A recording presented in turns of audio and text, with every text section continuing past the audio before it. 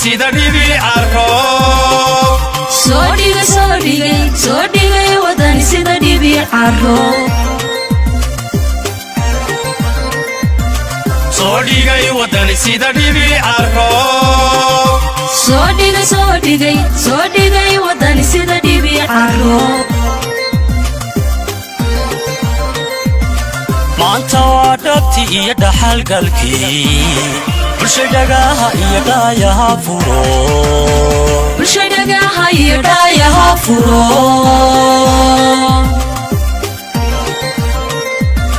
maanta waa dhabti iyo dhaxalgalkii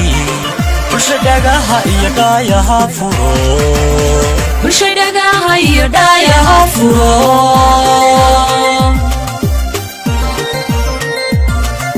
Dolka onkode aan ka dhaasane dhinac kala wadani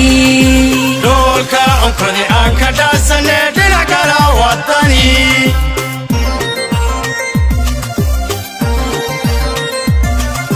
Dolka onkode aan ka dhaasane dhinac kala wadani Dolka onkode aan ka dhaasane dhinac kala wadani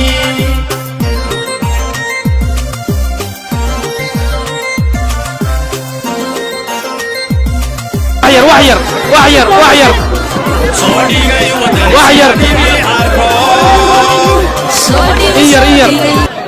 reer Awrbogeyseed dhammaantiin mudan iyo marwo waxaan idinku salaamayaa salaanta islaamka assalaamu calaykum waraxmatullaahi wabarakaatu walaalayaal reer Awrbogeyseed waxaan mar labaad iyo mar saddexaad iyo mar afraad idinka mahad celinayaa sida milgaha sharafta iyo karaamada leh ee aad idinkoo isku duuban aad iigu soo dhowayseen degmada ama gobolka mustaqbalka ee Awrbogeys aad iyo aad baan idinku mahad celinayaa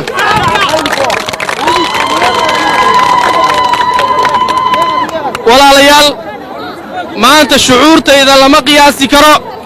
farxad gaara bay tahay waxaan idinku bishaaraynayaa inaan ahay nin reer Awrbogeyseeda family ka soo jeeda reer Awrbogeyseeda dhiigiisa iyo dheecaankiisu reer Awrbogeyseed uu yahay aad baan idinku mahad celinayaa dareen gaara bayga walaalayaal soo dhowayntiinnu maanta dareen gaara bay leedahay laba arrimood baana ugu muhiimsan labada arrimood ee ugu muhiimsan waxa weeyaan inaad horta u ciil qabtaan isbeddel dhaba inuu ka dhaco magaalada ama degmada Awrbogeys taas inaad u ciil qabtaan insha allahu tacaala waxaan idiin ballan qaadayaa isbeddelka maanta muujiseen ee ah inaynu beddelno nidaamka jira hadda oo aan ku beddelno nidaamka aan annagu fikirkiisa caqligiisa iyo siyaasaddiisaba leenahay insha allahu tacaala waxaannu ku tala jirnaa inaannu Awrbogeys haddii alla yidhaahdo aannu horumarkii ay 30 sano tabaysay insha allahu tacaala inaannu gaadhsiinno haddii alla yidhaahdo walaalayaal qodobka labaad ee iiga muuqda soo dhowayntiinna waxa weeyaan inaad diyaar u tihiin inaad nabadgelyo iyo jawi iyo xasilooni aad maanta ugu ciil qabtaan inaad nabadgelyo buuxda ku noolaataan oo aanay colaadda iyo dhibaatada iyo dibudhucu aanu waxba tarin taasina dareen gaara bay leedahay runtii labadaba waan idinka mahad celinayaa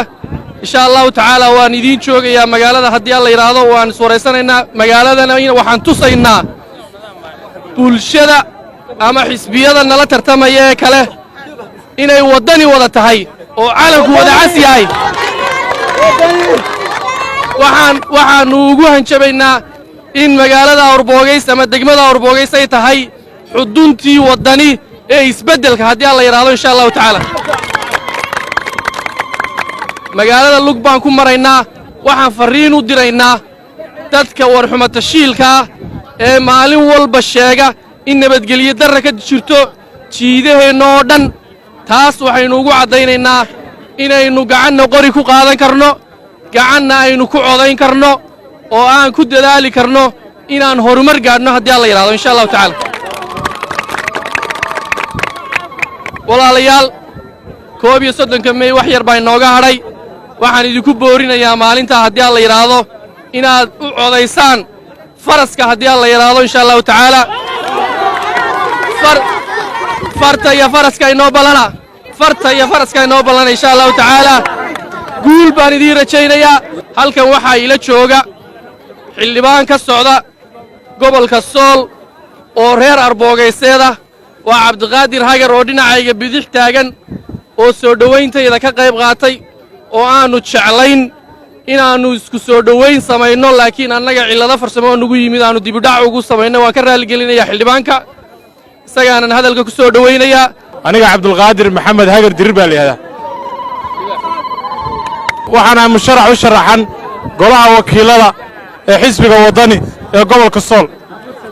waxaan message-ka fariintaan halkan idinka dirayaa waxa weeye labadeedaba laba noor reer Arbogeyseedawna haddaan kafta yar ku daran waxa weeye siyaasadda kuma cusbino olena abi Allah u naxariisto wasiirka xanaanada xoolaha Soomaaliland u horeeyay deegaanka Buuxa anigana aabay wasiirkii deegaanka iyo horumarinta reer miyiga labadeeda aabbo waa dhinteen labadaba Allah u naxariisto waxaan isu tuumaynaa inaan guri siyaasadeed aanu ku soo kornay reer Arbogeyseed waxaan leeyahay annaguna Sool cid baanu la tartamaynaa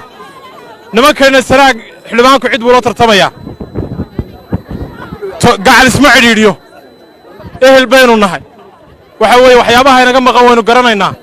Arbogeys waxa weeye basic needs oo dhan baa ka maqan waxbarashadii baa ka maqan caafimaadkii baa ka maqan horumarka developmentkii baa ka maqan wax allaale wax Arbogeys laga qabtay ma jirto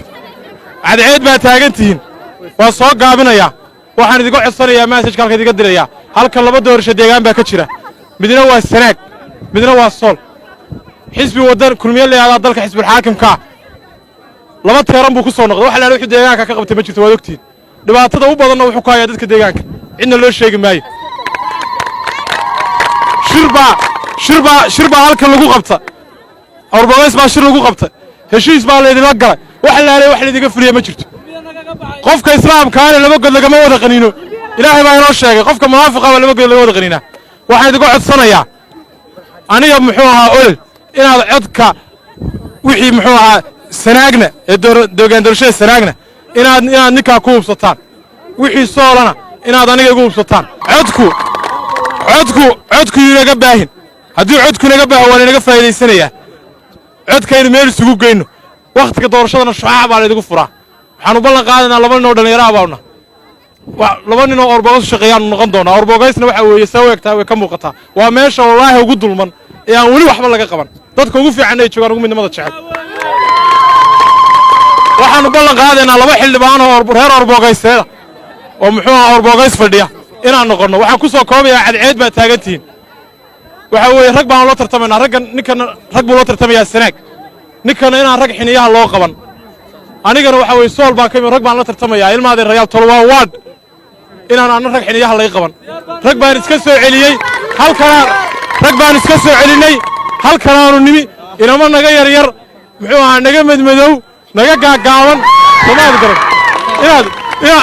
oo aanu ka laandheeraysanahay nooga hilinina golahaana ninkii laga waayo balangaaba waynu badannahay iyo Naali Axmed baan la yiraahdaa iyo deegaanka intaasaynu jirnaa wax la waxay kordhinaysa male cidii golaha laga waayo laangaaba soo dhigay wadani sida dhibi caro soo dhigay wadani sida dhibi caro soo dhigay wadani sida dhibi caro dhaxad rabteen habeen dhalad ku hagaa dhexdhexaadoo ka dhidhiya dulmiga dhexdhexaadoo ka dhidhiya dulmiga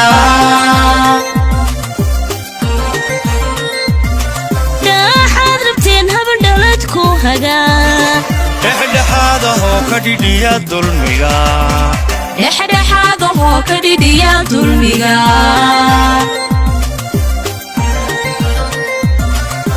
dawlad loo dhan yahay cadaaladaan dhisnee dhinac kala wadani dawlad loo dhan yahay cadaaladaan dhisnee dhinac kala wadani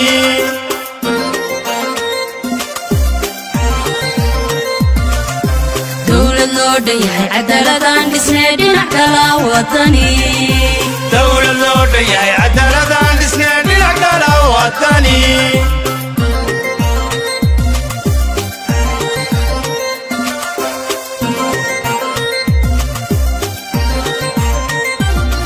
soo dhigay wadani sida dhibi carro soo dhigay wadani sida dhibi carro soo dhigay wadani sida dhibi carro soo dhigay wadani sida dhibi carro eetiraab dhashiyo dhulka wada nimcaan dhaqaluhu kabuu dhololkiisu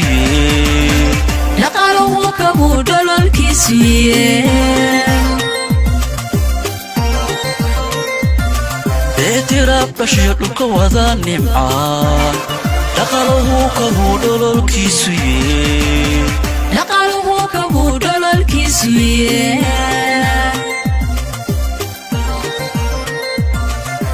qabilku ma dhaqmo dhabti waana siya dhinac kala wadani